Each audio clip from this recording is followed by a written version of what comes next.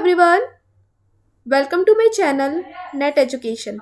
So this channel is for all the NT UGC NET and JRF aspirants, those who are preparing for education subject paper 2. So friends, आज का जो हमारा session है, जैसे कि आप स्क्रीन पे देख सकते हैं, ये आपका रिवीजन सेशन है यूनिट 8 का, which is part 2. As of now हमने यूनिट 8 की रिवीजन की है पार्ट 1 के अंदर, जिसके अंदर हमने जो यूनिट 8 की यूनिट 8 है, इसके ए पार्ट और बी पार्ट को कम्प्लीटली रिवाइज कर लिया है. नाउ अब हम यूनिट 8 के सी पार्ट और डी पार्ट को कम्प्लीटली रिवाइज करने वाले हैं विद इम्पॉर्टेंट कॉन्सेप्ट्स. इस सेशन के अंदर आप जो देखोगे, अगर एनटीए का सिलेबस हमारे यूजीसी का एजुकेशन सब्जेक्ट का, तो जो यूनिट सी है इसके पार्ट के अंदर आपके आ रहे हैं एमर्जिंग ट्रेंड्स क्या है, ई लर्निंग के, सोशल लर्निंग क्या है, कॉन्सेप्ट्स क्या है, वेब ऑफ यूज़ क्या है, 2.0 टूल्स का जो लर्निंग के लिए यूज़ करते हैं, सोशल नेटवर्किंग साइट्स वगैरह, इनके बारे में आपको दिया हुआ है. और इसके साथ साथ ई इंक्लूजन दिया हुआ है, असिस्टिव टेक्नोलॉजी दी हुई है. एंड ऑल्सो जो सी पार्ट है, इसके अंदर एक बहुत ही इंपॉर्टेंट मॉडल आपको दिया हुआ है कि जब हम मेजर कर रहे हैं क्वालिटी ऑफ अ सिस्टम, यानी कि आईएस जो इंफॉर्मेशन सिस्टम है, इसका सक्सेस मॉडल जो D&M ने दिया है 2003 में, इसका ओल्ड वर्जन और अपडेटेड वर्जन. तो इसके सेशन के अंदर हम ये दोनों ही चीज़ें पढ़ने वाले हैं और ये कॉन्सेप्ट बहुत ही इंपॉर्टेंट है. इसके साथ साथ एथिकल इश्यूज, उसके कंसर्न्स वगैरह ये हमें करना है. ये आपका यूनिट सी हो गया. इसके अलावा यूनिट डी के यूनिट 8 का जो डी पार्ट है, इसके अंदर portfolios, e portfolios, ICT evaluation, online repository, online libraries, इसको हमें डिटेल में डिस्कस करना है. ठीक है फ्रेंड्स, तो आपको एक ओवरव्यू मिल गया मैंने कि इस सेशन के अंदर हम क्या करने वाले. Okay, so without further getting delay, let's get start with the session with the C part first. Okay, so C part को आप इसका देख सकते हैं, ये पूरा लिखा हुआ है कौन कौन से कॉन्सेप्ट्स हैं जो कि इसके अंदर हमें रिवाइज करने हैं. Now first is what is emerging trends in e learning. अब ये एमर्जिंग ट्रेंड्स क्या है ई लर्निंग की. सो फर्स्ट हम यहाँ पे पता है ई लर्निंग यानी कि जिसके अंदर हम इलेक्ट्रॉनिक मीडियाज का यूज़ कर रहे हैं, ऑनलाइन लर्निंग करवा रहे हैं अपने बच्चों का, ताकि उनकी इफ़ेक्टिव लर्निंग हो पाए, इफ़ेक्टिव एडवांसमेंट हो पाए, स्कॉलेस्टिक परफॉर्मेंस हमारे स्टूडेंट्स की अच्छी हो पाए. तो अब यहाँ पे आपसे पूछ रहा है क्वेश्चंस में एमर्जिंग ट्रेंड्स बेसिकली कि जो ई लर्निंग है आपकी, वो किस तरीके से इवॉल्व हुई है, किस तरीके से रैपिड ग्रोथ आई है लर्निंग के प्रोसेस में, जिसके अंदर हम एजुकेशन टेक्नोलॉजीज़ को यूज़ कर रहे हैं. तो वो हमें यहाँ पे इसके अंदर डिस्कस करना है कि आप जानते हैं जैसे कि कोरोना की सिचुएशन थी, पैंडेमिक सिचुएशन था, यहाँ पे जो पहले कन्वेंशनल और ट्रेडिशनल मेथड से हमारे क्लासरूम लर्निंग ट्रांजेक्शन हो रहे थे, तो उस पर एक ब्रेक लग गया था और हम यहाँ पे जो पढ़ाई होने लगी वो ऑनलाइन होने लगी, वर्चुअल स्पेस पे होने लगी, बच्चे वर्चुअल एक्सपीरियंसेस लेने लगे लर्निंग का. तो इसी तरीके से अब हम देखेंगे किस तरीके से जो टेक्नोलॉजी है वो एकदम से एमर्ज होगी, इवॉल्व होगी, एक तरह से रैपिड पेस पे वो चलने लग गई. ठीक है, एज नॉट इवन की डिमांड पे तो बेस्ड है ही, लेकिन इसके साथ साथ सिचुएशंस पे भी बेस्ड है, हमारे सर्कमस्टांसेस पे भी बेस्ड है. तो हम देखना चाहते हैं कि कौन कौन से सर्कमस्टांसेस यहाँ पे आए थे, किन सिचुएशन में हमारी जो टेक्नोलॉजी है उसका एडवांसमेंट हुआ, कैसे वो इवॉल्व हुई. तो वो सब कुछ हमें एमर्जिंग ट्रेंड्स के अंदर हम डिस्कस करते हैं. ठीक है, सो नाउ यहाँ पे सबसे पहले ये देखने वाली बात है कि ओरिजिन कैसे हुआ. अब यहाँ पे सिर्फ और सिर्फ हम ये बात सिर्फ एजुकेशनल टेक्नोलॉजी के माध्यम से नहीं देखेंगे, हम यहाँ पे टेक्नोलॉजी को भी देखेंगे कि किस तरीके से टेक्नोलॉजीज आई. अब यहाँ पे आप देखोगे स्टोन एज है, यहाँ पे स्टोन एज में क्या था कि जब यहाँ पे लोगों ने स्टोन को रब करके आग जलाई थी, तो वो भी एक तरह की टेक्नोलॉजी थी. तो हम उसको भी यहाँ पे डिस्कस करते रहेंगे साथ साथ कि ना सिर्फ एजुकेशन टेक्नोलॉजी, लेकिन उसके साथ साथ किस तरीके से हमारी जो टेक्नोलॉजी इवॉल्व हुई थी स्टोन एज में, नियोलिथिक पीरियड में, आयरन एज में, तो वो भी हम देखते हैं साथ साथ। ठीक है, स्टोन एज में क्या था कि ignition of a fire bye rubbing stone, manufacture of various handmade weapon, कि ना सिर्फ यहाँ पे आग को जलाने का जो कॉन्सेप्ट यहाँ पे इवॉल्व हुआ एज अ टेक्नोलॉजी के फॉर्म में, लेकिन इसके साथ साथ हमने ये भी देखा कि किस तरीके से यहाँ पे हैंडमेड वेपन, यूटेंसिल्स और ये भी आने लगे। क्लोथिंग प्रैक्टिस यहाँ पे स्टार्ट होगी, जिससे कह सकते हैं एक तरह का टेक्नोलॉजिकल एडवांसमेंट आया। ठीक है, इसके स्टोन एज पीरियड में भी क्या होता था, जो कैनोई शिप होती थी, जो कैनोई शिप की टेक्नोलॉजी भी इवॉल्व हुई थी कि जब हम ये पता लगा पाए कि ओशन की करंट सिचुएशन क्या है, वेदर की करंट सिचुएशन क्या है, कंडीशन क्या है, सेलिंग प्रैक्टिस भी यहाँ पे इवॉल्व हुई थी। तो ये क्या है, ये सारी के सारी टेक्नोलॉजी है। अब ये एजुकेशन टेक्नोलॉजी से थोड़ा सा डिफरेंट है, यहाँ पे हम टेक्नोलॉजी की बात कर रहे हैं। ठीक है, नाउ अब बात आती है नियोलिथिक पीरियड की। तो ये लेटर स्टोन एज थी, जिसके अंदर यहाँ पे एग्रीकल्चर प्रैक्टिसेस इवॉल्व हुई थी, पॉलिश स्टोन के टूल्स यहाँ पे आगे थे।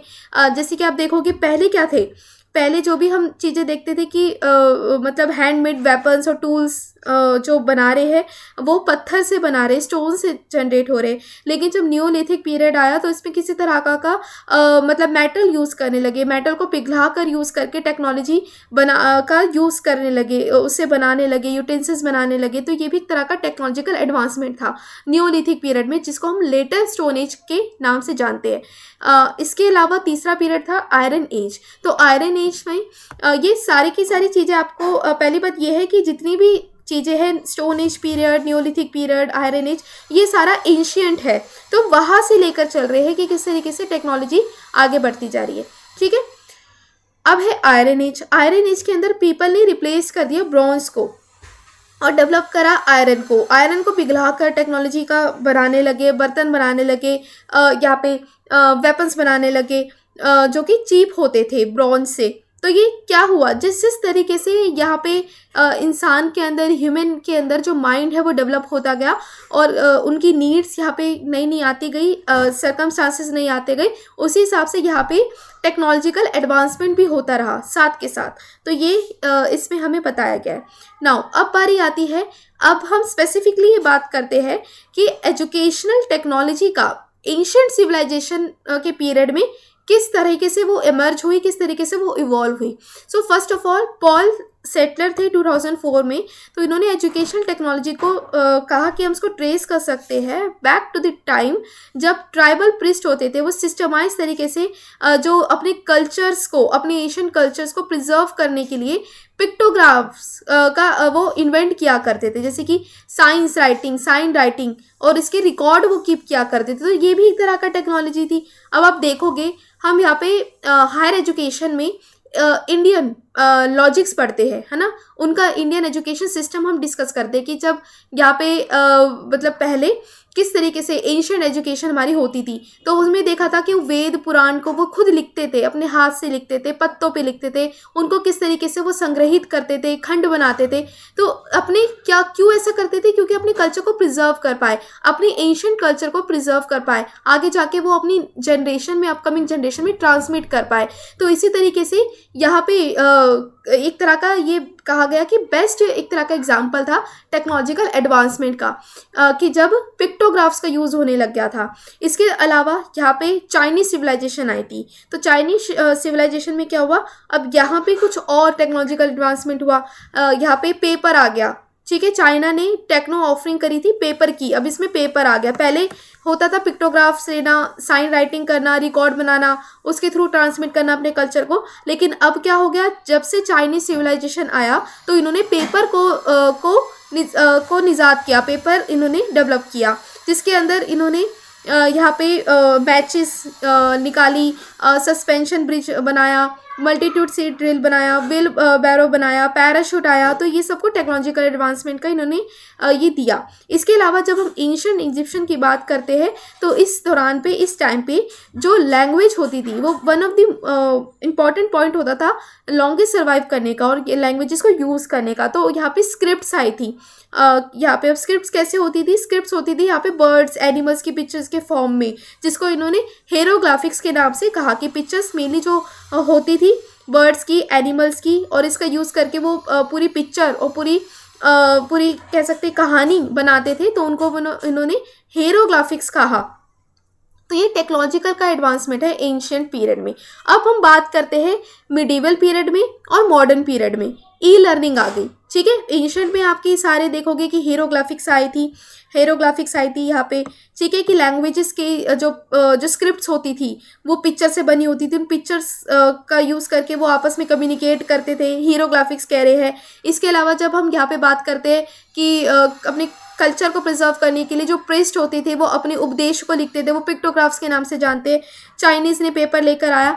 तो अब यहाँ पे देखते हैं कि किस तरीके से एजुकेशनल टेक्नोलॉजी का एडवांसमेंट हो गया था मिडिवल पीरियड में, मॉडर्न पीरियड में। अब यहाँ पे आपका प्रिंटिंग प्रेस आ गया, ठीक है, यहाँ पे आपका प्रिंटिंग प्रेस आ गया। 1450 AD में जोहानस गुटेनबर्ग थे, जर्मन इन्वेंटर थे। इन्होंने प्रिंटिंग प्रेस लेकर आए, ठीक है। प्रिंटिंग प्रेस में क्या होता था कि आपके जितने भी पेपर है, न्यूज़पेपर्स आ गए, मैगजीन्स छपने लगी, तो एक तरह का टेक्नोलॉजिकल एडवांसमेंट आ गया। 1873 में अगर हम अर्ली हिस्ट्री देखें टेक्नोलॉजी की, एजुकेशन की, तो इसमें ऑडियो विजुअल एजुकेशन होती थी। यहाँ पे ऑडियो का यूज़ होने लगा, जैसे कि यहाँ पे रेडियो का यूज़ करने लगे, विजुअल्स दिखाने लगे 2D के फॉर्म में, ठीक है, 2D के फॉर्म में यहाँ पे दिखा के एजुकेट करने लगे बच्चों को। 1870 में और 1952 में मारिया मॉन्टेसेरी का दौर था, और इन्होंने यहाँ पे मॉन्टेसेरी मेथड का यूज़ किया था एजुकेशन टेक्नोलॉजी में। उसका ग्रेटर इम्पैक्ट था कि किस तरीके से बच्चे अपनी सेंसेस का यूज़ करके पढ़ रहे हैं, प्रॉपर सिक्वेंस कर पा रहे हैं सब्जेक्ट मैटर को। तो ये मारिया मॉन्टेसेरी ने भी एक तरह का टेक्नोलॉजिकल एडवांसमेंट दिया था, जिसको हम यूज़ कर रहे थे एजुकेशन पर्पसेस के लिए। चार्ल्स बेबज आए थे 1833 में। इन्होंने फाउंडेशन लिखी थी मॉडर्न कंप्यूटर की। ये सबसे इंपॉर्टेंट है। अब ये हम आईसीटी करते हैं ना, पेपर 1 के अंदर आईसीटी करते हैं ना, तो उसके अंदर आपकी पूरी यूनिट है आईसीटी की, पेपर 1 में जो हमारा कॉमन पेपर है, उसके अंदर हमने ये आते हैं क्वेश्चन कि जो कंप्यूटर है वो किसने दिया था, और इसका जो स्ट्रक्चर किसने दिया था। तो वहीं से आपको मैं बता रही हूँ कि चार्ल्स बेबेज थे, इन्होंने डिज़ाइन किया था कंप्यूटिंग डिवाइस को, ठीक है, और इन्होंने फाउंडेशन रखी थी मॉडर्न कंप्यूटर की, चार्ल्स बेबेज ने 1833 में। उसके अलावा यहाँ पे 1943 में फर्स्ट कम्युनिकेटिंग मशीन आई थी, जिसको हम IBM कहते हैं। इस दौर में आप देखोगे जो काफ़ी आप अपने पेरेंट्स से पूछोगे या फिर उनकी आगे की जो जनरेशन होगी उनसे पूछोगे, तो IBM आया था उस समय, ठीक है। तो ये IBM कहाँ आया था? USA में कंस्ट्रक्ट हुआ था इसका डिज़ाइन। इसको हम इंटरनेशनल बिजनेस मशीन कॉर्पोरेशन कहते थे। इसके अलावा 1966 में ओके मोरे ने कंप्यूटर असिस्टेड इंस्ट्रक्शन निकाला था कि अब यहाँ पे टाइपराइटर आ गए। देखोगे ना खट खट खट करके आवाज़ आती है जिसमें हम कुछ टाइप करते, तो वो टाइपराइटर आ गया 1966 में, जो कि ओके मोरे कंप्यूटर असिस्टेड इंस्ट्रक्शन उन्होंने दिया। सिडनी पर से जो साइकोलॉजिस्ट थे ओनियो स्टेट यूनिवर्सिटी के, उन्होंने डेवलप किया था सेल्फ टीचिंग मशीन, जिन्होंने ड्रम ट्यूटर के नाम से जिनको जाना जाता है 1920 में। इसके अलावा BF स्किनर में इन्होंने अपना आर्टिकल पब्लिश किया था science of learning and art of teaching 1945 में, उन्होंने बताया था कि किस तरीके से हम एप्लीकेशन कर सकते हैं हमेशा जो एजुकेशनल टेक्नोलॉजी का, और किस तरीके से हम क्लासरूम के अंदर उसका यूज़ करके अपने बच्चों के बिहेवियर को मतलब मॉडिफाई कर सकते हैं। जैसे कि अभी हमने देखा ना, BF स्किनर ने टीचिंग मशीन निकाल दिया था, इसमें फ्रेम ऑफ इंफॉर्मेशन होती थी, जिसमें फ्रेम बाय फ्रेम आपको इंफॉर्मेशन प्रोवाइड की जाती थी चंक में, और इसी तरीके से इंफॉर्मेशन प्रोवाइड करके रीइंफोर्समेंट दिया जाता था, इवैल्यूएशन किया जाता था। तो इनके ज़माने में, इनके टाइम पे BF स्किनर ने टीचिंग मशीन वो लेकर आए थे एजुकेशन पर्पस के लिए, ठीक है। इसके अलावा जब अब यहाँ पे हो गया टेलीविज़न आ गया। जब पहली बार ओलंपिक गेम्स हुए थे ना बर्लिन में, तो वहाँ पे टेलीविज़न ब्रॉडकास्ट को फर्स्ट यूज़ करने लगे जर्मनी में। तो ये टेलीविज़न आ गया, एक तरह का टेक्नोलॉजिकल एडवांसमेंट हो गया। अब इंडिया में भी आप देखोगे कि जब हमारे ओलंपिक गेम हुए थे 1972 के आसपास या 84 के आसपास हुए थे, तो वहाँ पे अब जब सबसे पहले लोगों के अंदर चाव था कि टीवी है तो हमें ओलंपिक गेम्स खेलने हैं, तो वो वहीं से टेक्नोलॉजी एकदम इवॉल्व हो गई। फिर आता है कि during the time of around 1950 जो न्यू टेक्नोलॉजी थी उसने टर्न ले लिया था, जो अट्रैक्ट करने लग गया था स्पेसिफिकली टीचर्स को जो अमेरिका में थे। तो वहाँ पे न्यू टेक्नोलॉजीज आ गई, हैंडबुक आ गई, यहाँ पे इसके अलावा कई तरीके के अलग ई मीडियाज़ आ गई जिसका यूज़ करके वो बच्चों को पढ़ाते थे। एक अलग ही सेंटर ऑफ अट्रैक्शन बन गया था ई लर्निंग और ई मीडिया। ठीक है, तो ये आपको पूरा इसका मैंने बताया हुआ, हिस्ट्री बताई हुई है बेसिकली कि किस तरीके से जो टेक्नोलॉजी है वो आती गई, एजुकेशन टेक्नोलॉजी किस तरीके से आती रही। अब फ्रेंड्स यहाँ पे आप देखोगे कि बहुत ही अच्छा, बहुत ही परफेक्ट चार्ट है ये, जिसके अंदर आपको बताया है कि ओवरहेड प्रोजेक्टर कब आया था, स्टीरोस्कोप कब आया था, मेमोग्राफ कब आया, स्लाइड रूल कब आया था, लिक्विड पेपर है, तो ये इसके सन लिखे हुए हैं, मतलब ईयर लिखे हुए। अब हम यहाँ पे पढ़ेंगे जो एजुकेशनल टेक्नोलॉजी है मेनली ये 5 फेजेस में डिवाइड है, 5 फेजेस में और 5 स्टेज के अंदर ये डेवलप हुई है।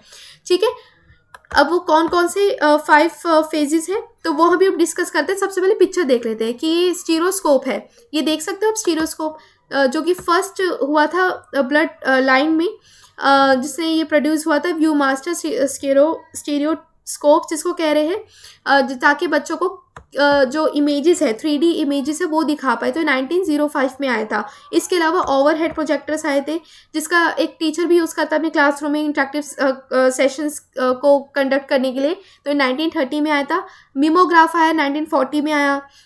जो मेमोग्राफ क्या है बेसिकली, मेमोग्राफ है हैंड क्रैक्ड कॉपीज़ जो टीचर्स थी जिसका यूज़ करती थी मेमोग्राफ का कि वो बच्चों के लिए होमवर्क कॉपीज़ बना पाए। ठीक है, स्लाइड रूल्स क्या थी, स्लाइड रूल्स थी जो कि 1950 में आया था। एक तरह का टूल था कैलकुलेशन के लिए, परफेक्ट था ये। ठीक है, इसमें टीचर्स मतलब जो भी टीचर्स या पर्सन कैलकुलेट कर सकता था। लिक्विड पेपर आया था 1960 में। 1900 में पेंसिल आ गई थी, 19th सेंचुरी में पेंसिल आ गई थी जिसका यूज़ करने लगी थी। ये सारे इसके सारे टेक्नोलॉजी है आपकी जो कि स्टडी पर्पसेस के लिए यूज़ हो रही है, स्टडी के लिए यूज़ हो रही है। फिल्म प्रोजेक्टर आया 1925 में, बॉल पेन आए थे 1940 में, हेडफोन्स आए 1950 में, 1958 में टेलीविजन आए।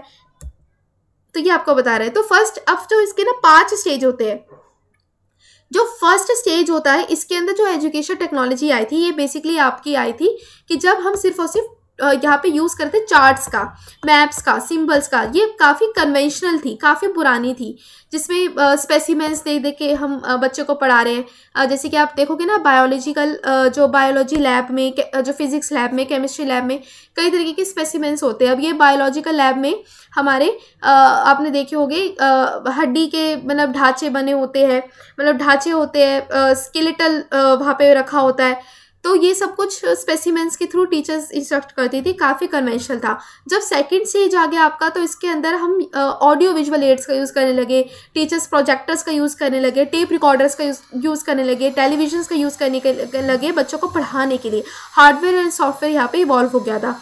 फिर आता है थर्ड स्टेज जिसको हम कह रहे हैं CAI यानी कि कंप्यूटर असिस्टेड इंस्ट्रक्शन। CAI यानी कि जिसके अंदर हम कंप्यूटर असिस्टेड इंस्ट्रक्शन का यूज़ करने लगे बच्चों को पढ़ाने के लिए। इसके मास मीडिया आ गया था यहाँ पे। फोर्थ स्टेज में आप देखोगे, फोर्थ स्टेज में यहाँ पे इन्वेंशन हो गया किसका, invention of a programme learning and programme instruction media का। जैसे कि सेल्फ लर्निंग इंस्ट्रक्शन मटीरियल्स यहाँ पे आ गए, टीचिंग मशीन्स यहाँ पे एमर्ज हो गई, जिसमें आप सॉफ्टवेयर का यूज़ करके बच्चों को पढ़ा रहे हैं, टास्क दे रहे हैं, उनके असेसमेंट कर रहे हैं, इवेलुएट कर रहे हैं। तो ये फोर्थ स्टेज आ गई। फिफ्थ स्टेज में था कि जब concept of system of engineering आपका आया था, laboratories, teaching machines, programme instruction media, technologies of use of computer यहाँ पे इंक्रीज हो गया। अब हर सेक्टर में कंप्यूटर यहाँ पे आ गया। तो इस तरीके से 5 फेजेस में हमारे टेक्नोलॉजी का है वो एडवांसमेंट हुआ था, वो इवॉल्व हुई थी। अब आप देखोगे फेज फर्स्ट में कुछ इंपॉर्टेंट इन्फॉर्मेशन है, ICT से रिलेटेड है। तो फर्स्ट फेज में देखोगे तो कंप्यूटर को as an object of a study हम देखने लगे कि कंप्यूटर है जिसको हम यूज़ कर सकते हैं स्टडी पर्पस के लिए। इससे पहले कुछ नहीं था।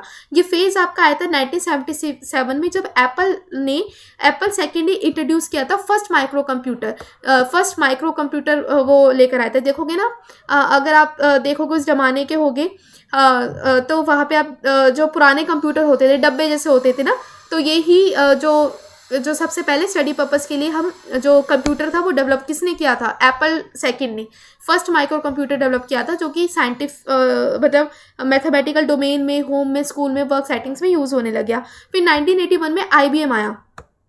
IBM क्या है बेसिकली, IBM आपका इंटरनेशनल बिजनेस मशीन कॉर्पोरेशन है जो कि लीड करा था अमेरिकन कंप्यूटर मैन्युफैक्चरर्स को के IBM। ठीक है, IBM ने रिलीज किया था DOS। ठीक है, DOS यानी कि डिस्क ऑपरेटिंग सिस्टम। जो कि हेल्प करता था कंप्यूटर को अपने अंदर जो जितनी भी फाइल्स है उसको मैनेज करने में, उसे स्टोर करने में, ठीक है।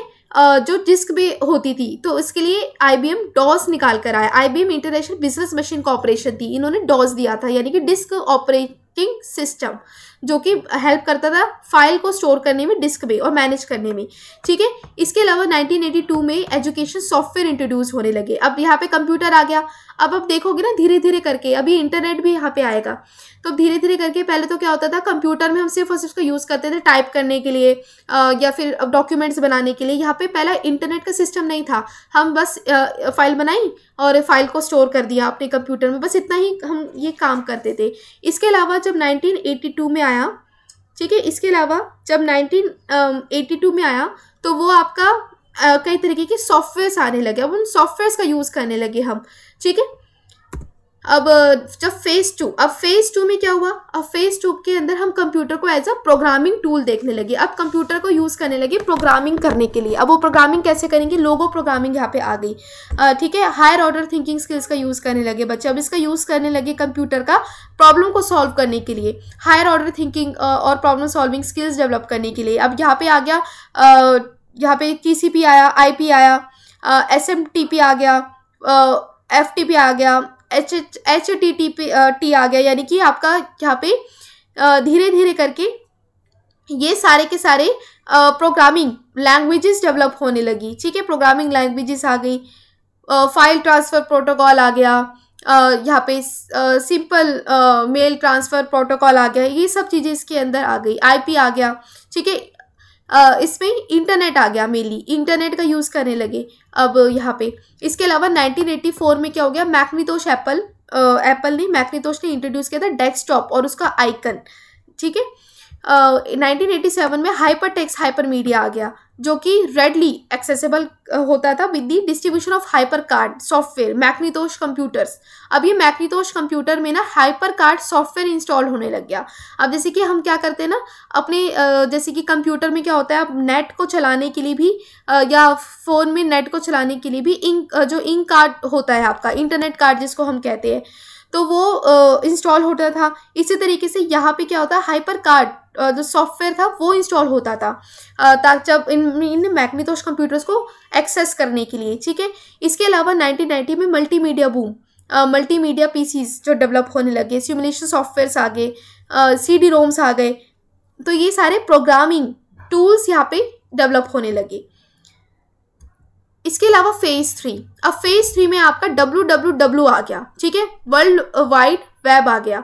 अब ये वर्ल्ड वाइड वेब क्या है, यहाँ पे कंप्यूटर को हम यूज़ करने लगे एज ए कम्युनिकेशन डिवाइस। अब यहाँ पे यहाँ तक तो ठीक था, यहाँ तक हम कंप्यूटर को प्रोग्रामिंग टूल की तरह यूज़ कर रहे थे कि फाइल को ट्रांसफ़र करना इधर उधर यहाँ पे, लेकिन अब क्या हो गया, यहाँ पे अब बारी आ गई कंप्यूटर को यूज़ करने के लिए, कम्युनिकेट करने के लिए यूज़ करने लगे। अब यहाँ पे इंटरनेट आ गया कि WWW आ गया, वर्ल्ड वाइड वेब आ गया, नेटवर्क्स बनाने लगे हम, इंटरनेट ब्राउज़र्स का हम यूज़ करने लगे, ठीक है।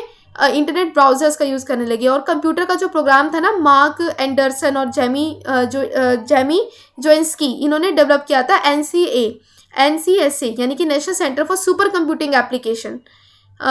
ये इन्होंने एप्लीकेशन यहाँ पे डेवलप की थी मोज़ैक वेब ब्राउज़र में जो चलती थी 1993 में, ठीक है। इन्होंने रिलीज़ किया था मोज़ैक एक तरह का ब्राउज़र था ग्राफिकल यूज़र इंटरफेस का, ठीक है, जिसने पूरा लुक चेंज कर दिया था इंटरनेट कम्युनिकेशन का, सर्फिंग द वेब, ठीक है, जो कि कॉमन प्लेस बन गई थी। इसमें माइक्रोसॉफ्ट ने कई तरीके के ऑपरेटिंग सिस्टम्स भी लेकर आए थे। पहले ऑपरेटिंग सिस्टम को एक ही था, फिर धीरे धीरे करके नई टेक्नोलॉजी एडवांस होती गई और कई तरीके के जो माइक्रोसॉफ्ट ने अपने विंडोज़ के ऑपरेटिंग सिस्टम है वो लाना स्टार्ट कर दिया। फिर 1996 के अंदर LAN आ गया, लोकल एरिया नेटवर्क आ गया। अब यहाँ पे जो इंफॉर्मेशन है वो लोकल एरिया में आप भेज सकते थे, जैसे कि स्मॉल स्पेस पे।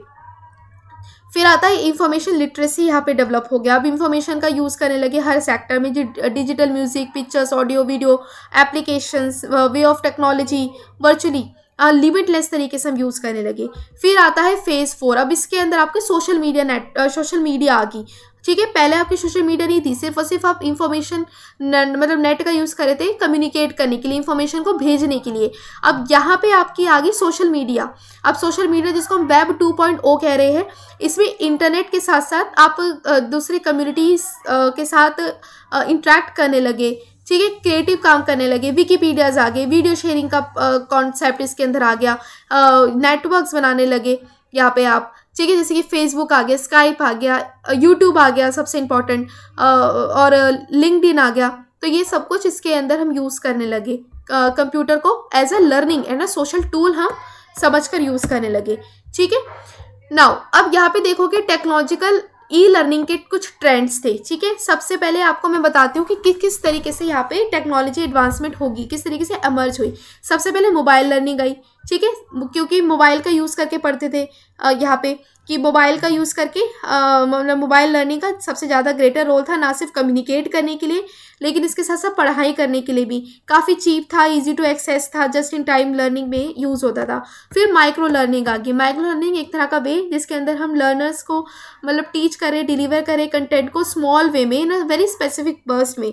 तो माइक्रो लर्निंग भी हमारी एक तरह का टेक्नोलॉजिकल मतलब एडवांस होया।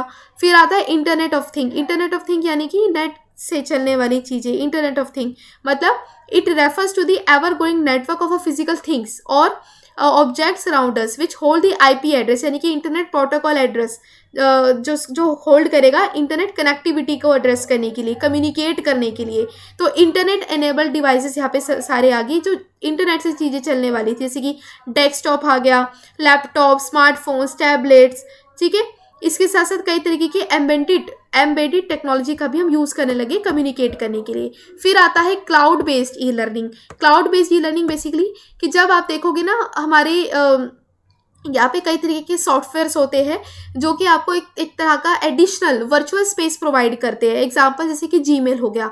जीमेल के अंदर क्या होता है, यहाँ पे आपको कुछ सर्टन तक यानी कि 15 GB तक या आपको मतलब छूट होती है कि आप उसको फ्री यूज़ कर पाए, लेकिन उसके बाद क्या होता है कि आपको ख़रीदना पड़ता है तो वो क्या आपको प्रोवाइड करा, आपको स्पेस प्रोवाइड करा रहा है, स्पेस प्रोवाइड करा, एक तरह का वर्चुअल स्पेस प्रोवाइड करा रहे हैं जिसमें आप अपनी फाइल्स बना पाते हैं, शेयर कर पाते हैं, आपस में स्टोर कर पाते हैं उसके लिए, ठीक है। तो यहाँ पे एक तरह का बेस्ट एग्जाम्पल है जो बताया गया है क्लाउड बेस्ड ई लर्निंग का, वर्चुअल स्पेस के बारे में बात कर रहा है। फिर आता है आपका गेमिफिकेशन। गेमिफिकेशन क्या है?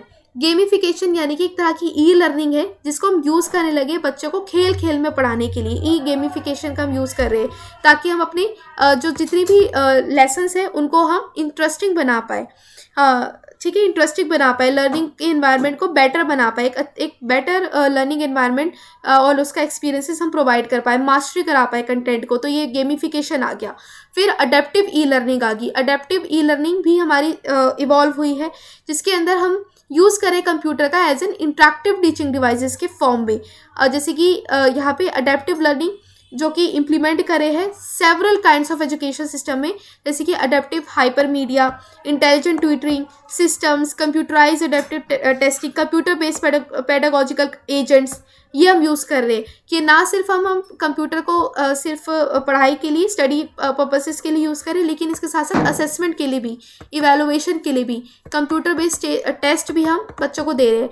फिर आता है ऑग्यूमेंटेड रियलिटी। ऑग्यूमेंटेड रियलिटी ये सबसे ज़्यादा ही एडवांस्ड आ गई, 1962 में आई थी, इंट्रोड्यूस हुई थी ऑग्यूमेंटेड रियलिटी, जिसके अंदर यहाँ पे क्या था, मतलब इस तरीके से बच्चा इसका यूज़ करके एक्सपीरियंस ले पाता है कि सब कुछ उसी के सामने हो रहा है, वो हर चीज़ फील करने लगा, जैसे कि 3D के फॉर्म में कि सारी चीज़ उसके सामने ही है। तो इस तरीके से वो रिच एक्सपीरियंस आपको प्रोवाइड करने लगे ऑग्यूमेंटेड रियलिटी। फिर बेकन लर्निंग आ गई। बेकन लर्निंग एक तरह की बून टेक्नोलॉजिकल ट्रेंड है ई लर्निंग का, जो कि बेकन ई लर्निंग के अंदर बेकन टेक्नोलॉजी जो कि वायरलेस डिवाइसेस था जो ट्रांसमिट करता था सिग्नल्स, जैसे कि लो एनर्जी ब्लूटूथ कनेक्शंस पे।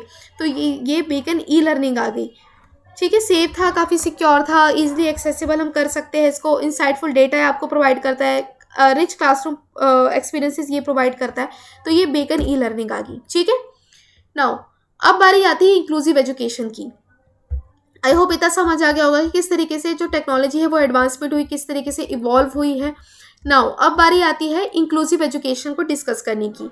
इंक्लूसिव एजुकेशन क्या है? बेसिकली इंक्लूसिव एजुकेशन कि जब हम यहाँ पे चिल्ड्रन विद डिसेबिलिटी को हम इंक्लूड कर रहे हैं एजुकेशन में, जो अपनी जो मेन स्ट्रीम की जो सोसाइटी है उसके अंदर हम डाल रहे हैं, एक तरह का इंक्लूसिव शेयर स्पेस बना रहे हैं इन स्टूडेंट्स के लिए, तो वो इंक्लूसिव एजुकेशन के अंदर आ जाएगी। तो न्यू अप्रोच है कि जब children with differently able children है या चिल्ड्रन विद डिसेबिलिटी है, जो जिनको लर्निंग डिफ़िकल्टीज होती है, तो उनको किस तरीके से दूसरे बच्चों के साथ नॉर्मल बच्चों के साथ हम पढ़ा पा रहे हैं। ठीक है, तो ये इसमें हो रहा है इंक्लूसिव एजुकेशन। ठीक है, अब यहाँ पे इंक्लूसिव एजुकेशन के लिए कई तरीके की असिस्टिव टेक्नोलॉजी इवॉल्व हो गई, जैसे कि ब्रेल के अंदर जो विजुअल इम्पेयर्ड बच्चे हैं उनको ब्रेल का यूज़ करके पढ़ाने लगे। टेक्टाइल सिस्टम ऑफ लर्निंग से राइटिंग जो डिवाइस की गई थी बाय द लुइस ब्रेल, जो फ्रेंच म्यूजिशियन थे, उन्होंने ये डेवलप की थी। ठीक है, जिसके अंदर आप देखोगे जो बच्चे पढ़ते हैं इस ब्रेल का यूज़ करते हैं, 6 डॉट्स होती है। ठीक है, 6 डॉट्स होती है, इनको मिला के लेटर्स बनाना और उनको सीखना पढ़ना, वो इसका यूज़ करते हैं। एक तरह की असिस्टिव टेक्नोलॉजी डेवलप होगी।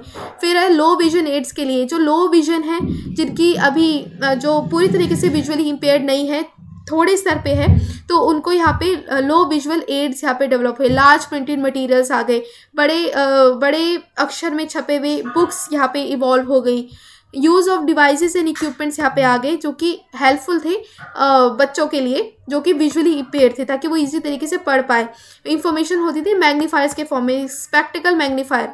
इसके अलावा कई तरीके की असिस्टिव टेक्नोलॉजी भी इवॉल्व हुई थी जो कि हेल्प करती थी बच्चों को ऑडिटरी एक्सेस करने के लिए। स्पीच टेक्नोलॉजी आ गई, ऑडियो बुक्स आ गई, audio magazines, newspapers, technological advancement आ गई। इसके अलावा जो बच्चे जिनको प्रॉब्लम होती थी मोबिलिटी में, जिसको मतलब जो ऑर्थोपेडिक इम्पेयरमेंट थी, तो उनके लिए भी कई तरीके की मतलब मशीन्स आ गई। क्रूजबल पर्सनल जो क्रूजबल एक तो रीडर थी, इसके साथ साथ लेज़र बीम भी आ गई जो कि ऑर्थोपेडिक इम्पेयर्ड बच्चे थे, अगर वो लेज़र का यूज़ करते थे तो वो किसी चीज़ से टकराए ना, इस तरीके की असिस्टिव टेक्नोलॉजी यहाँ पे आ गई कि बीम से, अगर बीम यहाँ पे जो लाइट है वो जो इंफ्रारेड लाइट है वो एमिट करती है, तो उससे वो पता चल जाता था कि बच्चा किसी चीज़ से हिट ना कर पाए। तो ये भी एक तरह की असिस्टिव टेक्नोलॉजी आ गई। ठीक है, यहाँ पे देखिए, यहाँ पे एरियाज़ है इम्प्रूव हुए थे जो कि असिस्टिव टेक्नोलॉजी के, जैसे कि किस के अंदर आए, रीडिंग को इम्प्रूव करने के लिए, राइटिंग को इम्प्रूव करने के लिए, मेमोरी को, लिसनिंग को, मैथमेटिक्स को, फिजिकल मोबिलिटी को, इनके लिए असिस्टिव टेक्नोलॉजी आ गई। अब रीडिंग के लिए यहाँ पे कौन कौन सी असिस्टिव टेक्नोलॉजी आ गई? Light signals, touch screen readers, screen magnifiers, text to speech, wands and joysticks, sip and puff system. तो ये सारी असिस्टिव टेक्नोलॉजी है जो कि क्लासरूम में यूज़ करने लगे जो बच्चे डिफरेंटली एबल थे, जिनको किसी तरह की असिस्टिव टेक्नोलॉजी की ज़रूरत है। इसके अलावा असिस्टिव टेक्नोलॉजी आ गई यहाँ पे जो कि फिजिकल मोबिलिटी के लिए है, ramps, openers, scooters, grab bars, तो ये सारी टेक्नोलॉजी आ गई। ठीक है, ओके, सो आई होप आपको समझ आ गया होगा टेक्नोलॉजी का एडवांसमेंट किस तरीके से हुई, किस तरीके से मर्ज हुई, कैसे इवॉल्व हुई, क्या असिस्टिव टेक्नोलॉजी हमारे सामने आई। Now we are going to discuss about the quality of e learning, जिसके अंदर आपकी आती है IS यानी कि इंफॉर्मेशन सिस्टम। ये बहुत इंपॉर्टेंट है, इसके अंदर आपको D&M का मॉडल आता है, इंफॉर्मेशन सिस्टम जिसको कह रहे हैं IS मॉडल। ठीक है, IS मॉडल जो कि 2003 में आया, ये हमें डिस्कस करना है। इसके अलावा क्वालिटी ऑफ ई लर्निंग और क्वालिटी ऑफ ई लर्निंग को मेजर करने वाले सिस्टम कौन से आए, तो वो हमें यहाँ पे डिस्कस करने हैं। नाउ सबसे पहले इसको डिस्कस करने से पहले मैं आपको एक छोटा सा डिस्क्रिप्शन देना चाहती हूँ कि क्यों आए थे, मतलब मेनली इसका पर्पस क्या था IS निकालने का। तो ये आपका 2008 में ये आए थे इंफॉर्मेशन टेक्नोलॉजी को। ये देखा गया था 2008 में कि जो ऑर्गेनाइजेशन थी वो सबसे ज़्यादा स्पेंड कर रही थी इंफॉर्मेशन टेक्नोलॉजी में, और उसमें बजट था वो काफ़ी ज़्यादा लग रहा था, इकोनॉमिक हमारी डाउन टर्न्स हो रही थी।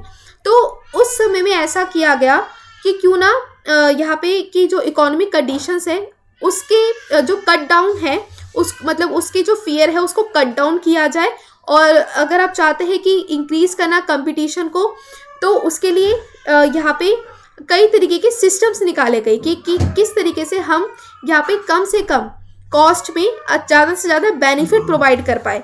तो उसको जांचने के लिए यहाँ पे कई तरीके के सिस्टम निकाले गए, इंफॉर्मेशन सिस्टम निकाले गए। ठीक है, जो इम्पैक्ट था आईटी का वो कि इनडायरेक्ट था। इन्होंने बताया कि जो आईटी यानी कि इंफॉर्मेशन टेक्नोलॉजी है, ये काफ़ी हमारी एजुकेशन को इम्पैक्ट करती है डायरेक्टली तरीके से और इनडायरेक्टली तरीके से, और ये हमारे ह्यूमन ऑर्गेनाइजेशन को भी इन्फ्लुएंस करती है, एनवायरमेंटल फैक्टर्स को भी इन्फ्लुएंस करती है। तो इसको जांचने के लिए, इसको मेजर करने के लिए, इसकी क्वालिटी को देखने के लिए यहाँ पे क्यों ना हम एक ऐसा इंफॉर्मेशन सिस्टम निकालें जो कि कॉस्ट इफेक्टिव हो, चीप हो और सबके लिए एफिशिएंट हो। तो तब जाके आपका ये आईएस निकल कर आया, इंफॉर्मेशन सिस्टम निकल कर आया। ठीक है, आईएस ये बेसिकली डेवलप हुआ था आईटी को यूज़ करने के लिए आईटी को, ताकि हम इंडिविजुअल को एड कर पाए, एज एन एड हम यूज़ कर पाए इंडिविजुअल को, उनको टास्क को परफॉर्म करने के लिए। ठीक है, आईएस क्या था? आईएस हमारा बेसिकली हमने डेवलप किया था यूज़ करने के लिए आईटी को, यानी कि इंफॉर्मेशन टेक्नोलॉजी को, to aid an individual in performing a task. ठीक है, तो ये आपका इसलिए इस पर्पज से हमारा आईएस आया था। ठीक है, आईएस आया था। यहाँ पे आईएस था एक तरह का, इन्होंने प्लेथोरा ऑफ यूटिलिटेरियन निकाल दिया, जो कि हर चीज़ में यूज़ होने लगा। कि जब यहाँ पे हम आईएस का यूज़ करने लगे, यानी कि इंफॉर्मेशन सिस्टम का यूज़ करने लगे, ना सिर्फ ऑर्गेनाइजेशन में लेकिन डिसीजंस भी लेने के लिए, कंप्यूटर मीडिएटेड कम्युनिकेशंस में, ई कॉमर्स में, नॉलेज मैनेजमेंट सिस्टम में, हर जगह इसका यूज़ करने लगे। ठीक है, तो आपको इसका हिस्ट्री पता चल गई कि किस तरीके से यहाँ पे आईएस आया था। सो आईएस 2008 में हमारा आया था, कि जब हमने देखा कि इंफॉर्मेशन टेक्नोलॉजी का ग्रेट इम्पैक्ट होता है, और यहाँ पे हम ये जांचने लगे, ये देखने लगे कि जो इंफॉर्मेशन टेक्नोलॉजी को डेवलप करने में ज़्यादा पैसा लगता है, तो क्यों ना हम इसको कट डाउन करें, इसको चीप बनाएं, और इसको मतलब जो इकोनॉमिक है, जो हमारी डाउन टर्न्स हो रही है, इसको हमें कंसीडर करते हुए एक अच्छा, एक बेटर एक सिस्टम बना पाए। तो जिसके उस कंसीडर करते हुए सिचुएशन को आईएस आ गया था। ठीक है, यहाँ पे बेसिकली जो क्वालिटी थी ये हम मेजर करने लगे, किसकी? क्वालिटी ऑफ सिस्टम को हम मेजर करने लगे। अब इसमें जो इंफॉर्मेशन सिस्टम था मेनली फोकस करता था, जो आया था 2003 में, ये 2003 में आया था, जो कि फोकस करता था अटेंशन पे, on the information system quality of specific IT system में। ये एक्सपेंड हुआ था ताकि हम यूज़ कर पाए इलेक्ट्रॉनिक मीन्स ऑफ कोर्स को, डिलीवरी को, जो कि रिजल्ट करता था system in which the students develop the various views of the system quality और इंफॉर्मेशन क्वालिटी, जो एजुकेशनल के आउटकम्स को इफेक्ट करता था। तो उनको जांचने के लिए इंफॉर्मेशन सिस्टम आया। अब यहाँ पे जो इंफॉर्मेशन सिस्टम था, इसके 6 तरीके के डायमेंशंस थे। एक, इसकी सिस्टम क्वालिटी क्या है, इंफॉर्मेशन क्वालिटी क्या है, सिस्टम का यूज़ क्या है, यूज़र का सेटिस्फैक्शन क्या है, इंडिविजुअल का इम्पैक्ट क्या है, ऑर्गेनाइजेशनल इम्पैक्ट क्या है। तो इसको के अंदर, इंफॉर्मेशन सिस्टम के अंदर 6 तरीके के डायमेंशंस हमारे आगे, जिसके बेसिस पे हम ये देख रहे हैं कि एजुकेशन आउटकम्स किस तरीके से निकल कर आ रहे हैं। ठीक है, यहाँ पे सबसे इंपॉर्टेंट मॉडल आता है, वो आता है डी लियोन और मैकलिन मॉडल, 2003 में आया था, आईएस सक्सेस मॉडल जिसको हम कह रहे हैं। जो DNM यानी कि डी लियोन मैकलिन, जो 2003 में आया था, इन्होंने प्रपोज किया था ISS मॉडल। ठीक है, इंफॉर्मेशन सिस्टम जो मॉडल है, ये इन्होंने निकाला था, जिसको हम ISS कह रहे हैं। और इन्होंने इसको इवेलुएट किया था यूजफुलनेस को in the light of dramatic changes IS practice, especially in the emergence in the consequent explosive growth of a web based application. ठीक है, यहाँ पे देखोगे जो ISS मॉडल था, ये आपका दो बार आया था। पहले ये 1992 में आया था, बाद में जाके इसके अंदर किसी तरह का मॉडिफिकेशन किया था। अब वो भी हम देखते हैं कि किस तरीके का मॉडिफिकेशन किया था, कि based on the prior studies जो ISS मॉडल था, इसके अंदर हमने ऐड किया था सर्विस क्वालिटी। ठीक है, सर्विस क्वालिटी हमने ऐड किया था, जो पहले नहीं था। पहले क्या था कि हम इस IS मॉडल को क्यों यूज़ कर रहे थे। मेन पर्पस क्या था कि जब हमें इस सिस्टम को किसी को जांचना था, किसी सिस्टम की क्वालिटी को चेक करना था, उसके लिए आया था, और कोई इंफॉर्मेशन की क्वालिटी को चेक करने के लिए आया था, ठीक है, उसका यूज़ देखने के लिए, कितना वो मतलब यूज़र का कितना सेटिस्फैक्शन है उसको जांचने के लिए, उसका इंडिविजुअल इम्पैक्ट क्या है उसको स्टडी करने के लिए, और ऑर्गेनाइजेशन इम्पैक्ट को स्टडी करने के लिए आया था। बाद में इसका सर्विस क्वालिटी एक एडिशनल फीचर इसके अंदर ऐड हो गया था, जो कि आपका इस फॉर्म में बन गया था 2003 में, ठीक है, इस फॉर्म में बन गया था।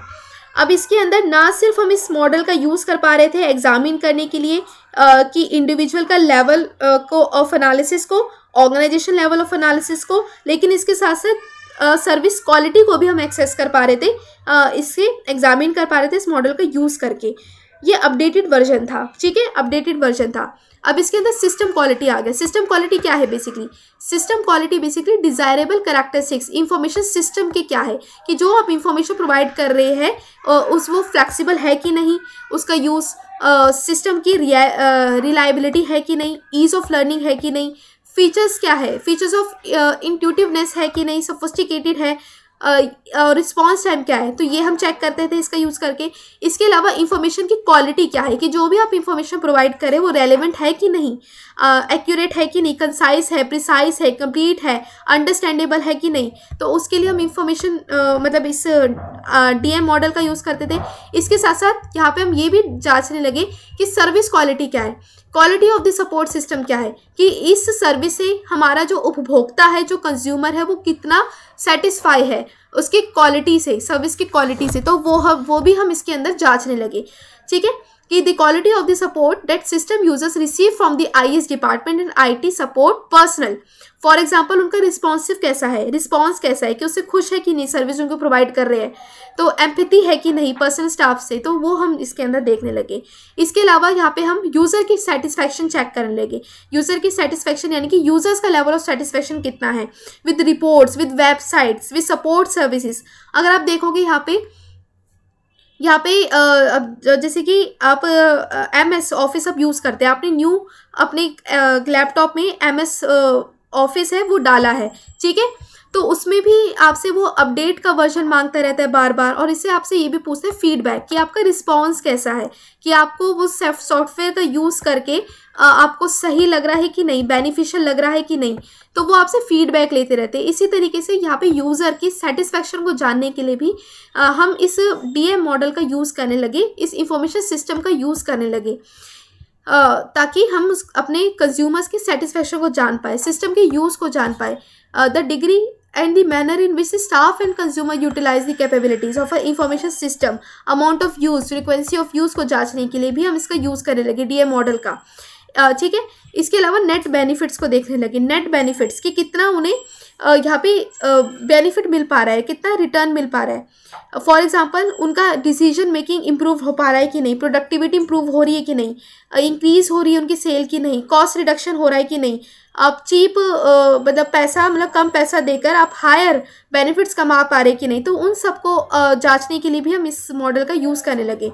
और इसके अलावा जो DM मॉडल था ना, एक तरह का यूजफुल फ्रेमवर्क प्रोवाइड करता था, फ्रेमवर्क था ऑर्गेनाइज करने के लिए IS सक्सेस मेजरमेंट के लिए, तो ये सबसे इम्पॉर्टेंट मॉडल कहा जाता है इस वे में भी इसको, ठीक है।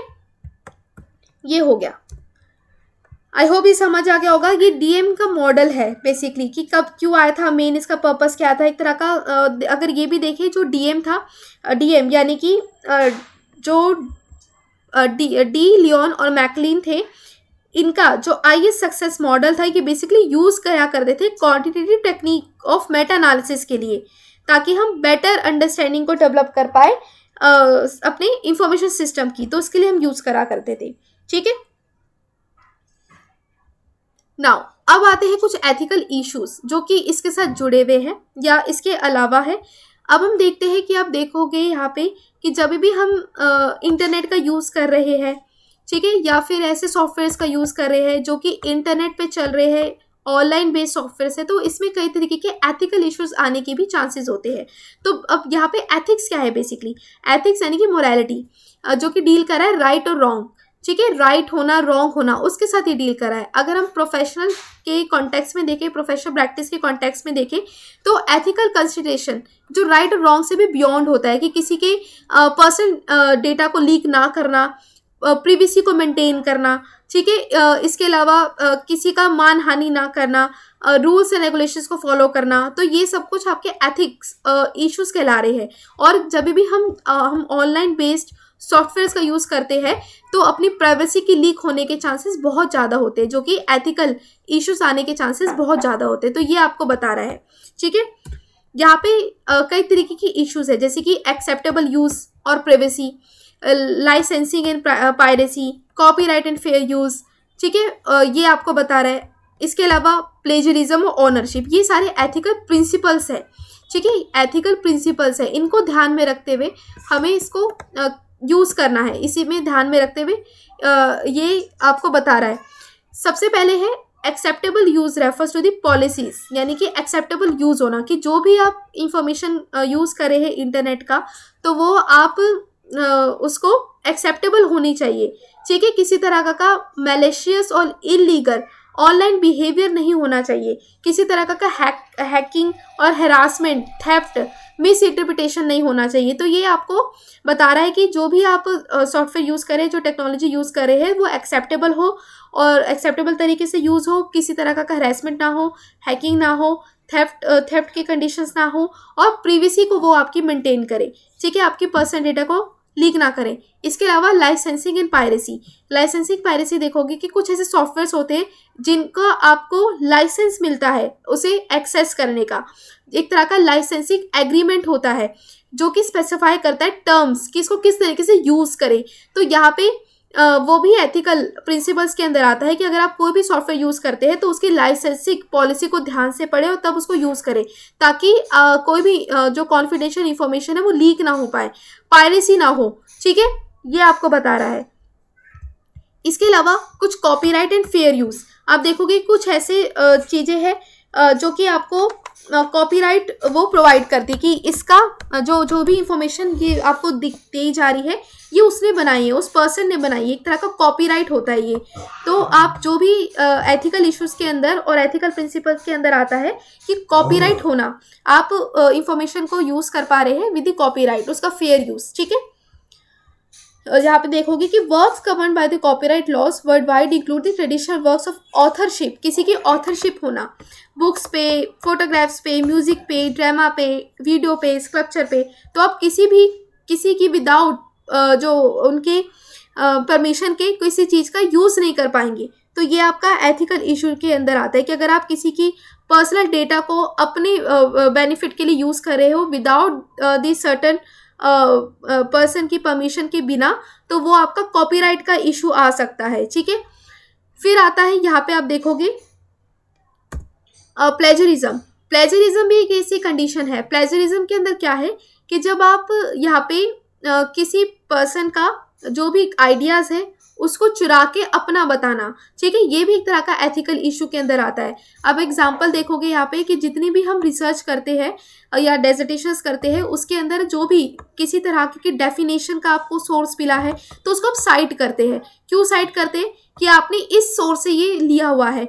अगर आप नहीं लेते तो आपके ऊपर प्लेजरिज्म का केस आ जाता है कि आपने विदाउट उस पर्सन की परमिशन लिए बिना आपने उसको अपने उसके डॉक्यूमेंट के अंदर यूज़ करा और उसको अपना नाम दे दिया। तो ये प्लेजरिज्म की भी कंडीशन एक तरह का एथिकल इशू है। इसके अलावा ओनरशिप होना मतलब आपको कॉपीराइट देना। फॉर एग्जांपल यहाँ पे देखोगे कि कुछ वेबसाइट्स पे या बड़ी वेबसाइट्स होती है वो क्या करती है, ऑनरशिप खरीदती है, ठीक है, ऑनरशिप लेती है। यहाँ पे कुछ ऐसी वेबसाइट होती है ऑनरशिप लेती है कि आप उसको यूज़ कर पाए कॉपीराइट लॉज को पर्टेन करते हुए विदाउट किसी पर्सन के कॉपीराइट का वॉयलेट करते हुए, तो वो ऑनरशिप खरीदना, तो वो भी एक तरह का एथिकल इशू में और एथिकल कंसर्न के अंदर आता है, ठीक है। ओके, सो ये हो गया आपके सारे के सारे एथिकल इश्यूज हो गए। ये यूनिट सी का मतलब यूनिट 8 का पार्ट सी आपका कंप्लीट हो गया। ये इसके अंदर सारे एथिकल इश्यूज है कि और इसके जो कि हर एक टीचर को, हर एक लर्नर को और हर एक रिसर्चर को ध्यान में रखना चाहिए कि इस तरीके के एथिकल इश्यूज ना आए और इन प्रिंसिपल्स को और इन गाइडलाइंस को ध्यान में रखते हुए कोई भी काम करना चाहिए। तो ये आपको बता रहा है। ठीक है। नाउ अब बारी आती है डी पार्ट को डिस्कस करने की, जिसके अंदर use of ICT in valuation होता है, एडमिनिस्ट्रेशन रिसर्च को हम पढ़ते हैं, ई पोर्टफोलियो को हम डिस्कस करते हैं, ठीक है। ई पोर्टफोलियो क्या है, जैसे हमने पोर्टफोलियो पढ़ा था यूनिट 4 में कि टीचर्स क्या कर रही थी, बच्चों की रिकॉर्ड्स को मेंटेन कर रही थी, उनके डेमोन्स्ट्रेशंस के सैंपल्स को कलेक्ट कर रही थी, स्टूडेंट्स के वर्क को, आर्टिफैक्ट्स को, ठीक है। तो अब यहाँ पे ई पोर्टफोलियो आ गए। पहले वो हर चीज़ को रिकॉर्ड करती थी, फाइल मेंटेन करती थी, हाथ से लिखती थी, लेकिन अब ई पोर्टफोलियो आने लगी, इलेक्ट्रॉनिक पोर्टफोलियो आने लगे, जिसने काफ़ी ईजी तरीके से और काफ़ी ईज में टीचर की हेल्प करी कि वो टीचर्स बच्चों की रिकॉर्ड्स को मेंटेन कर पाए, स्टूडेंट्स की वर्क को कलेक्ट कर पाए, डेमोन्स्ट्रेशन को रख पाए अपने पास, आर्टिफैक्ट्स को रख पाए, स्टूडेंट्स की जो लर्निंग की प्रोग्रेशन है उनका रिकॉर्ड रख पाए, उनकी अचीवमेंट को, स्कॉलस्टिक परफॉर्मेंस को चेक कर पाए। तो उनके लिए ई पोर्टफोलियो आ गया। अब जितनी भी इंफॉर्मेशन है टीचर उनका रिकॉर्ड वो ऑनलाइन कीप करने लग गई, ऑनलाइन रखने लगी, जो कि काफ़ी कन्वीनियंट हो गया। ई पोर्टफोलियो इसके अंदर आ गई, ठीक है। अब ई पोर्टफोलियो को सपोर्ट करने वाले पोर्टफोलियो है वो कौन से हैं, partnership in learning, learning conversation, self regulation, feedback, engagement, assessment, इन सब के लिए ई पोर्टफोलियो यूज होने लगे, ठीक है। यहाँ पे देखोगे कई तरीके के टाइप्स ऑफ ई पोर्टफोलियो भी आ गए, जैसे कि शोकेस पोर्टफोलियो, ई पोर्टफोलियो आ गया, जिसका ऐसा पोर्टफोलियो जिसको हम यूज़ करें बच्चे की परफॉर्मेंस को शोकेस करने के लिए कि कितनी उसके अंदर प्रोग्रेस आई है। लर्निंग ई पोर्टफोलियोज आ गए, यहाँ पे बच्चे की एक्टिविटी का रिकॉर्ड हम कीप करने लगे इलेक्ट्रॉनिक मीडिया का यूज़ करके। इसके अलावा असेसमेंट भी हम असेसमेंट भी यूज़ करने लगे, ई पोर्टफोलियो का यूज़ करके असेस भी करने लगे बच्चों को। तो ये आपके टाइप्स ऑफ ई पोर्टफोलियो आ गई। नाउ अब बारी आती है नेशनल डिजिटल लाइब्रेरी की। तो ये आप देखोगे इसके अंदर ये एक तरह का डिजिटल इनिशिएटिव है, जो आप देखोगे एक अलग से सेशन बनाया हुआ है, उसमें हमारे सारे के सारे आईसीटी के अंदर यानी कि इंफॉर्मेशन कम्युनिकेशन टेक्नोलॉजी के अंदर यहाँ पे जितने भी इनिशिएटिव है MHRD ने लिए हैं, तो उसके अंदर आपका ये सबसे इम्पॉर्टेंट इनिशिएटिव आ जाता है नेशनल डिजिटल लाइब्रेरी। अब इसका क्या है, बच्चों के लिए ऑनलाइन लाइब्रेरी हो गई। अब यहाँ पे जितने भी बच्चे हैं इस लाइब्रेरी का यूज़ कर सकते हैं कोई भी डॉक्यूमेंट्स को एक्सेस करने के लिए, ठीक है। यहाँ पे ये ministry of human resource development का एक तरह का इनिशिएटिव था under the national mission of education through the information and communication technology, जो कि इनिशिएट किया था इन्होंने नेशनल डिजिटल लाइब्रेरी इंडिया का, ठीक है, जिसको हम विजुअल या वर्चुअल रिपोजिटरी भी कह रहे हैं, virtual repository of a learning sources, इसको हम ये कह रहे हैं, ठीक है, NDL, ठीक है। और ये किसने डेवलप किए हैं, बेसिकली ये आपको IIT खड़गपुर ने डेवलप किए हैं। इसके अंदर बच्चे पुराने जितने भी रिकॉर्ड्स है, बुक्स है, वो एक्सेस कर पाते हैं। इसके अलावा नेशनल एकेडमिक डिपॉजिटरी आ गई, ये भी एक तरह का MHRD का इनिशिएटिव है, जिसमें बच्चे अपने डॉक्यूमेंट्स को रख पाते हैं, जो कि अब क्या हो गया, NAD जो आपका डिजी लॉकर बन गया, ठीक है, डिजी लॉकर जो कि अब बन गया है NAD जिसको कह रहे हैं। इसका क्या है, NAD और डिजी लॉकर जो कि इनिशिएटिव है ministry of electronics and information technology का, जिसको METI कह रहे हैं, और मिनिस्ट्री ऑफ एजुकेशन का।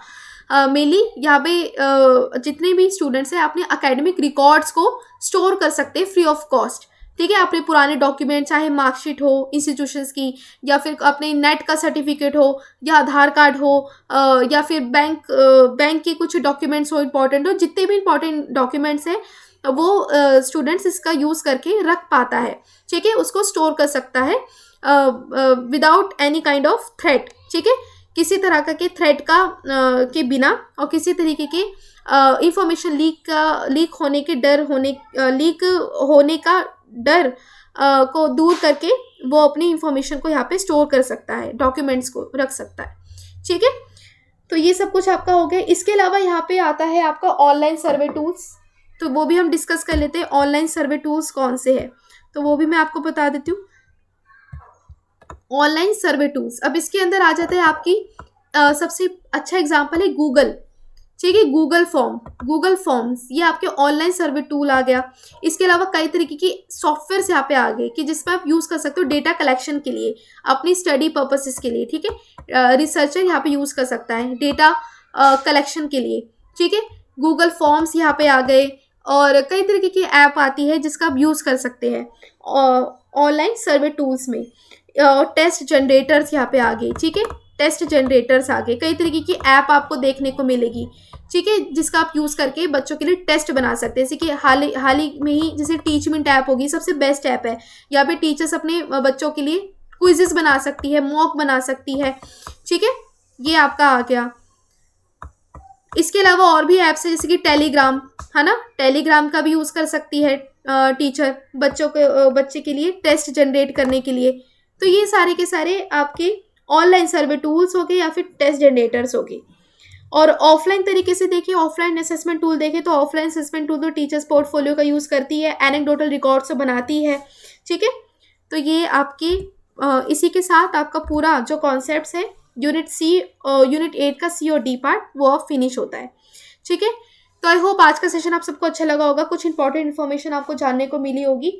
जो DNM मॉडल है वो आप देख सकते हैं, वो बेसिकली आपका सिंपल सा मॉडल है, उसकी हिस्ट्री आपसे पूछते हैं कि कब आया था, तो 2008 में आया था। मेन यही इसका पर्पस था कि इंफॉर्मेशन सिस्टम का हम यूज़ कर रहे थे कि क्वालिटी को जानने के लिए, सर्विस क्वालिटी को जानने के लिए, नेट बेनिफिट्स को चेक करने के लिए, और सर्विस की क्वालिटी के साथ साथ यहाँ पे ऑर्गेनाइजेशन के इंडिविजुअल एनालिसिस के लिए हम यूज़ कर रहे थे। तो ये सब कुछ आपको पता होना चाहिए, ठीक है। तो आई होप आज का सेशन आप सबको अच्छा लगा होगा। अगर कोई भी डाउट है सेशन से रिलेटेड तो you can ask me in comment section below. Also don't forget to provide me feedback, क्योंकि आपके फीडबैक बहुत ही वैल्यूएबल होते हैं और आपके फीडबैक से ही पता चल जाता है कि आपको कॉन्सेप्ट आया है या नहीं आया है। अगर कुछ डाउट होता है तो वो आप पूछ सकते हैं। ये मेरा टेलीग्राम लिंक है, यहाँ से आप ज्वाइन कर सकते हैं और इस लिंक को ज्वाइन करते ही आप अब कोई भी डाउट है तो आप यहाँ से पूछ सकते हैं, या फिर जो भी आपको फर्दर अपडेट होते हैं, इन्फॉर्मेशन होती है, वो आपको वहाँ से मिल जाती है, ठीक है। अगर सेशन पसंद आए तो लाइक करना, अपने फ्रेंड्स के साथ जरूर शेयर करना। Till then stay blessed, enjoy learning and stay safe. Thank you.